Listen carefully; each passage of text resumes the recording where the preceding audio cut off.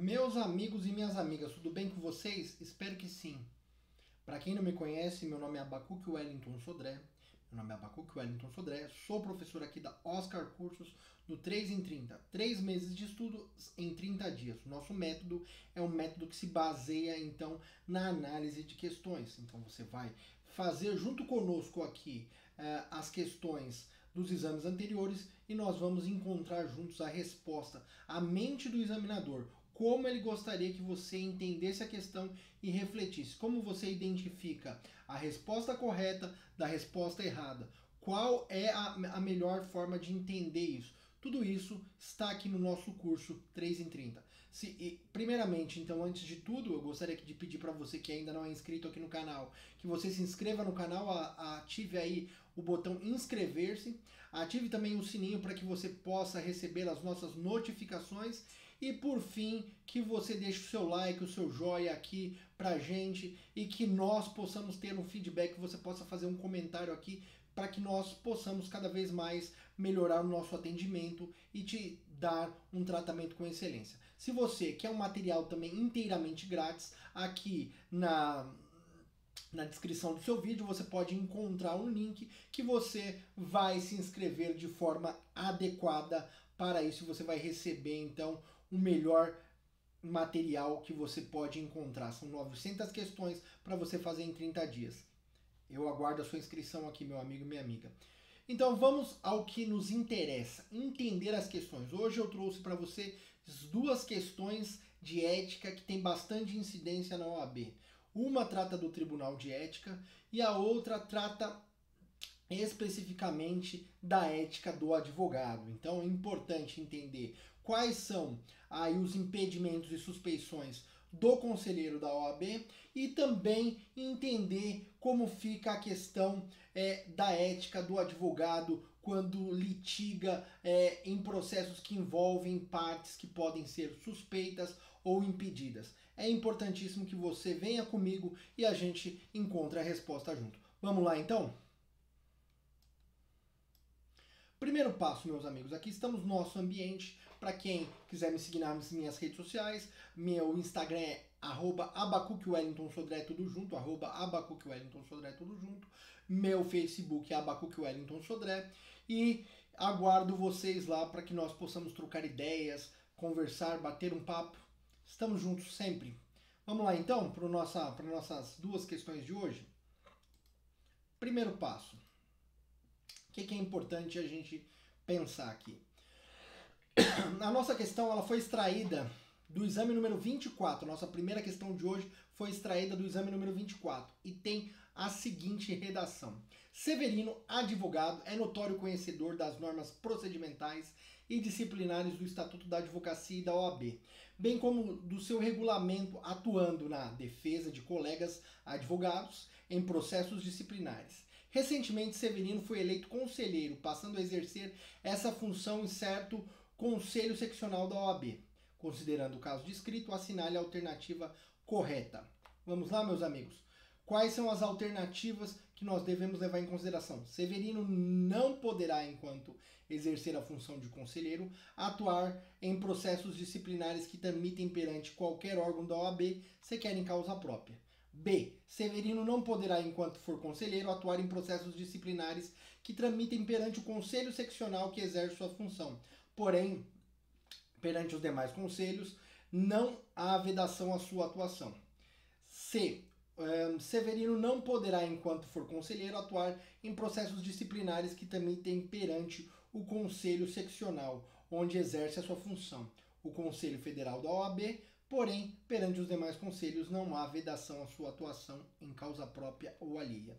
Severino não poderá, enquanto exercer a função, atuar em processos disciplinares que tramitem perante qualquer órgão da OAB, salvo em causa própria.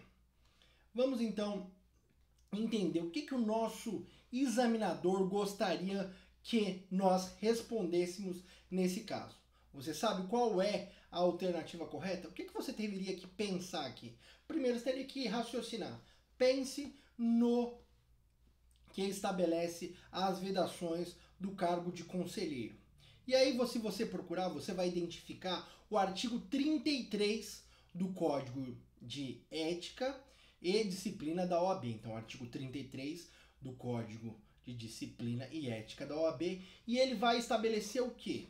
O Código de Ética e Disciplina, no seu artigo 33, vai estabelecer que o conselheiro seccional ele não poderá atuar em qualquer órgão da OAB, salvo em causa própria. Então, ele pode atuar em causa própria em qualquer órgão da OAB, então, em defesa dos seus próprios interesses, em nome alheio, ou seja, em nome de qualquer outro advogado, ele não vai poder advogar. Então, esse é o ponto que o seu examinador queria que você se atentasse. Então, artigo 33 caput.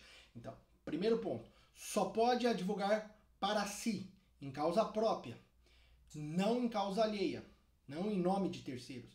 E não pode atuar em qualquer órgão. Por quê? Entre os órgãos seccionais há uma troca, às vezes, um feedback, e isso pode levar o quê? A um tráfico de influência, o que é vedado. O objetivo é manter a urbanidade, a probidade no exercício do cargo de conselheiro seccional. Lembrando que advogados podem ter mais de uma inscrição nos quadros da OAB. Cada estado tem o seu conselho seccional e cada advogado, quando tem uma carteira suplementar, então ele se inscreve em mais de um conselho. Nesse sentido, então, o que o seu examinador queria que você observasse é o artigo 33. E aí, para você entender como você deveria responder às questões, qual seria então a resposta correta e como eu eliminaria as respostas equivocadas? Primeiro ponto, eu eliminaria as respostas equivocadas a partir do seguinte sentido. Primeiro, ela é correta? Não. Por que a não é correta? Porque há uma vedação ali em causa própria. O artigo 33 permite em causa própria. A atuação perante os conselhos seccionais e a OAB em causa própria é possível. Então, a parte final constitui ali o equívoco dessa alternativa. Com relação à alternativa B, não poderá atuar em processos disciplinares perante o conselho seccional onde exerce função. Porém, dos demais, não é possível atuar, porque, como eu falei, existe uma perspectiva para evitar, então, o tráfico de influência. Nesse sentido, é possível, inclusive, que um advogado tenha mais de uma inscrição em um conselho seccional. Ele pode atuar como advogado, como conselheiro em um conselho e estar inscrito em outros. E nesse caso, haveria ali um tráfico de influência, o que é vedado pelo Código de Ética e Disciplina. Artigo 33, caput, desse diploma ético. Pois bem, a C está correta? Não, porque ele não poderá atuar em outros conselhos seccionais. Porém, em causa própria ou alheia, ele não pode, ele só pode atuar em causa própria em qualquer órgão, mas em causa alheia ele não pode atuar de forma alguma, ou seja, ele não pode. Ele só poderia se ele não fosse conselheiro. Sendo conselheiro, ele não pode atuar em nenhum órgão. Então, logo, a resposta correta aqui no nosso caso é a alternativa D. Severino não poderá, enquanto exercer a função, atuar em processos disciplinares que tramitem perante o órgão da OAB, salvo em causa própria. Então, essa seria a alternativa correta. Pois bem, meus amigos, vamos avançar então para a nossa segunda questão. A nossa segunda questão foi extraída do exame número 23 da OAB. O exame número 23 da OAB, ele trata do seguinte ponto.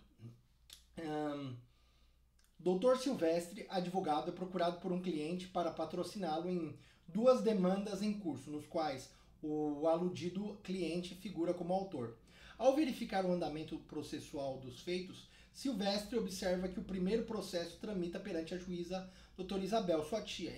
Já o segundo tramita perante o doutor Zacarias, que coincidentemente é locador do imóvel onde o doutor Silvestre reside. Considerando o disposto no Código de Ética e Disciplina da OAB, assinale a alternativa correta. Então aqui você deve levar em consideração o que? O Código de Ética, não é o regulamento nem o estatuto, é o Código de Ética e Disciplina da OAB. E o que você deve levar em consideração então nesse ponto? Primeiro aqui, o doutor Silvestre ele tem uma relação de parentesco com a doutora Isabel e uma relação negocial com o doutor Zacarias, que é um dos juízes em outro processo que ele milita. Pois bem, as respostas, alternativas corretas. Qual é a alternativa correta? Ah, mais de uma? Não, há uma única alternativa correta. E no dia do exame da OAB você vai ter que identificar essa alternativa. A alternativa A, o Dr. Silvestre cometerá infração ética se atuar em qualquer dos processos, tendo em vista o grau de parentesco com a primeira magistrada e a existência de relação negocial com o segundo juiz. B, o Dr. Silvestre cometerá infração ética apenas se atuar em processo que tramita perante a doutora Isabel, tendo em vista o grau de parentesco com a magistrada. Quanto ao segundo processo, não há vedação ética ao patrocínio da demanda. C, o Dr. Silvestre cometerá infração ética apenas se atuar no processo que tramita perante o Dr. Zacarias, tendo em vista a existência de relação negocial com o magistrado. Quanto ao primeiro processo, não há vedação ética no patrocínio da demanda. O Dr. Zacarias não cometerá infração ética se atuar em ambos os feitos, pois, na hipótese de suspeição e impedimento dos juízes, versam sobre relacionamento com as partes e não com os advogados. Pois bem, o que a gente tem aqui importante? Primeiro passo, o Dr. Zacarias não pode atuar nos dois processos, uma vez que ele não é o advogado nos dois processos. E o processo já está nas mãos de outra juíza. Então eu já excluiria aqui o Dr. Zacarias não cometerá infração ética, porque ele não é advogado, ele é juiz, e a pergunta é sobre infração ética do advogado. E nesse caso, a questão envolve a ética do advogado. Então já excluiria porque o Dr. Zacarias é juiz. Então essa já não seria a resposta correta, a D. E qual seria então a resposta correta? O seu examinador, ele queria que você observasse o que? O artigo 2º, no parágrafo único, inciso 8º, a linha E. Então, nosso artigo 2º, o inciso 8º, a linha E do Código de Ética e Disciplina da OAB.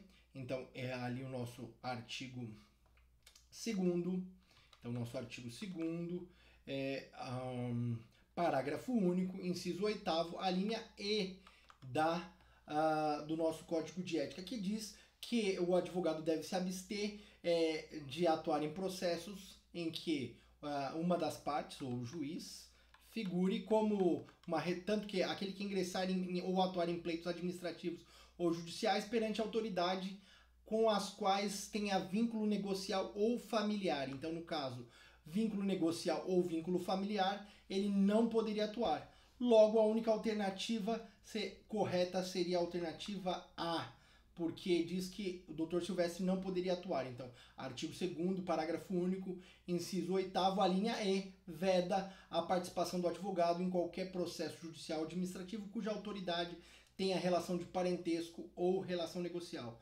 As outras alternativas em que previam ou a relação negocial ou a relação familiar são equivocadas. Então, a B, que dizia que apenas se atuasse com relação à sua tia, doutora Isabel, haveria ali um impedimento e logo, então, haveria uma infração ética, o que não acontece. Da mesma forma, com relação à alternativa C, que diz que só haveria infração ética na atuação do processo com o Dr. Zacarias, porque haveria entre o Dr. Silvestre e o Dr. Zacarias uma relação negocial, também está incorreta. Então, em ambas as situações, tanto na situação que envolve uma relação negocial, quanto uma relação que envolve um grau de parentesco, nessas duas relações não é possível, então, haver